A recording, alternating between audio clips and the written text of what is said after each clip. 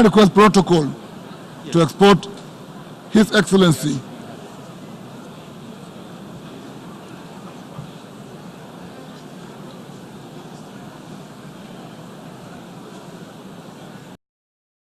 Assembly. I have the honor to welcome to the United Nations His Excellency Abdel Fattah and to invite him to address the Assembly. I thank you, Mr. President. In the name of God, Mr. President, at the outset,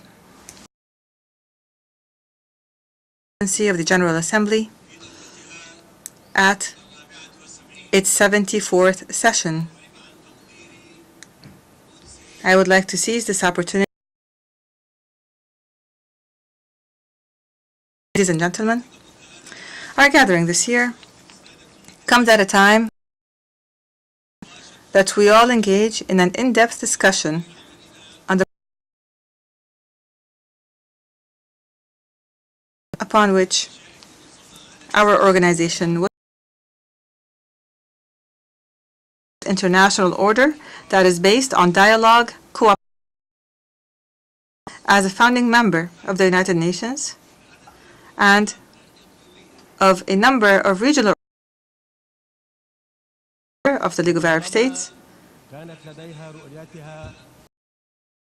our time. Allow me here, from this August forum, the principle of national ownership of solutions to national problems is imperative to ensure this regard. In recent years, it has embarked on an ambitious plan to comprehensively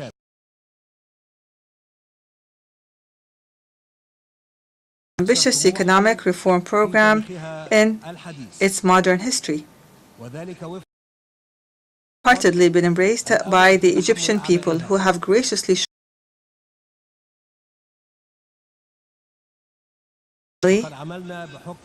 and as the current chair of the African Union, and alongside our African brothers and sisters, we have worked on consolidating the principle of African solution,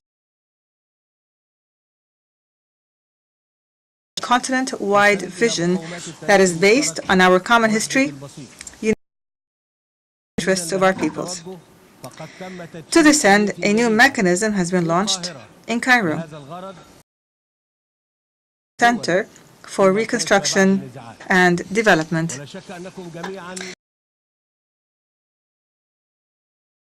Supported by an active African role, which resulted in the realization of a peace agreement in Central Africa, as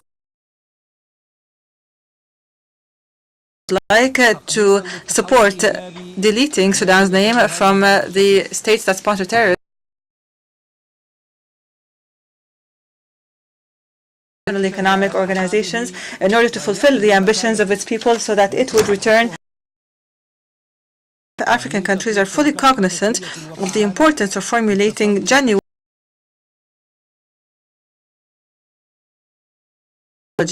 and develop African human resources, as well as mobilize the necessary financing and political support. These are all essential to achieving the African and regional financing institutions to assume their role in financing development in Africa under the most favorable terms. Africa, especially after launching the Continental Free Trade Area and after strengthening regional integration arrangements and developing an ambitious of the Aswan Forum for Sustainable Peace and Development in December this year. In the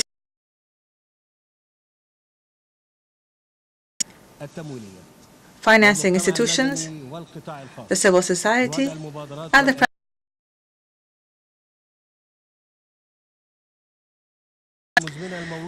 resolution of protracted crises and inherited ones is a necessary precondition for any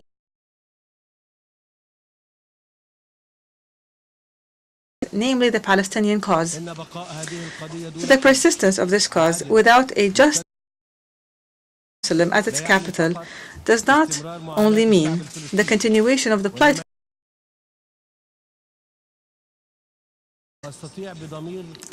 and I reiterate with a clear conscience, comprehensive peace. The Arab Peace Initiative is still on the table, and there remains an opportunity to the Palestinians that pave the way for a major change. Decisions would lead to the establishment of a security and economic adoption of comprehensive solutions to address the root causes of international problems is imperative for the success of the multilateral system. This applies to the protracted crisis to be stopped. It is time to take a bold and decisive stand to address the root causes of the Libyan crisis comprehensively.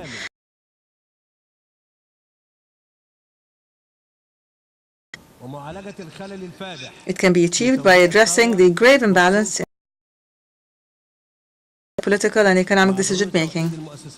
We also need to work on unifying all national institutions in Libya's internal affairs, similar to the imperative for a comprehensive solution in the Libyan cycle, which Syria has been enduring for over 8 years. Work without any delay as a fundamental step towards a This should be done in a manner that safeguards the unity and territorial integrity of Syria and its institutions. It eliminates terrorism and must put an end to the bloodshed.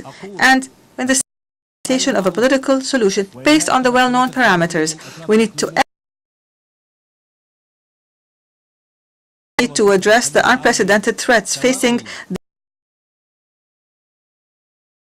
in the Kingdom of Saudi Arabia. Challenges of our time, namely terrorism. Each no exception. Here I stress the need for all to weapons or through safe havens or media platforms, in addition to those involved in facilitating the movement and travel of readiness to intensify its cooperation with friendly countries and the United Nations, especially with regards to 54 on the implementation of the comprehensive international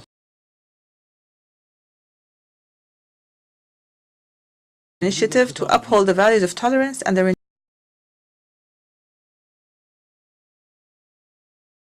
imbalance in the composition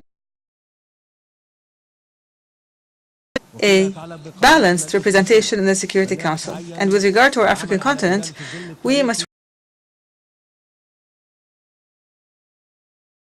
based on the Isolini Consensus and the Third Declaration, and I call upon you to adopt this just position within the framework and the bonds of cooperation with its brotherly Nile Basin. The peoples of the Nile Basin, Egypt, expressed its understanding regarding Ethiopia's commencement. Harm befalls the water interest of downstream countries, including Egypt. Notwithstanding, and this launched a 4-year-long negotiations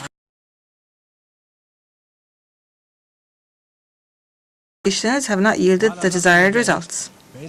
Nevertheless, of the Blue Nile in Ethiopia, the Sudan, and Egypt, on development in the region in general and in Egypt in particular.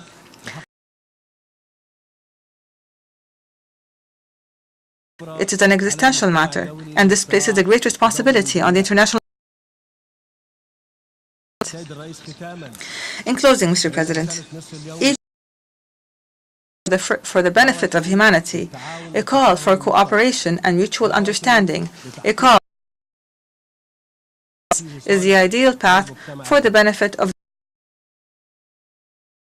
be upon you.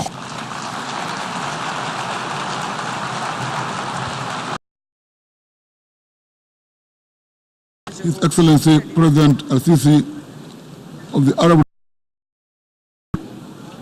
the head of state.